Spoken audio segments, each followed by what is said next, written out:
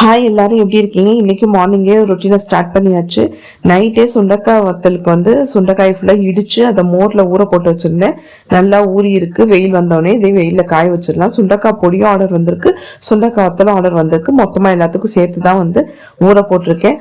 அதுவும் போக வாழைப்பூ வடகம் நமக்கு ஆர்டர் வந்திருக்கு. அதுக்காக வாழைப்பூ 5 போல வாங்கியிருக்கேன். அதை ஃபுல்லாமே இப்போ க்ளீன் பண்ணி நம்ம அரிஞ்சு இன்னைக்கு வெயிலில் காய வச்சு ஒரு நாள் எடுத்துக்கலாம். இது ஒரு நாள் வெயிலில் காய வச்சு எடுத்ததுக்கப்புறம் அடுத்த நாள் உளுந்து ஊற போட்டு அதை நம்ம வடைக்கு ஆட்டுற மாதிரி மைய ஆட்டி எடுத்துக்கலாம்.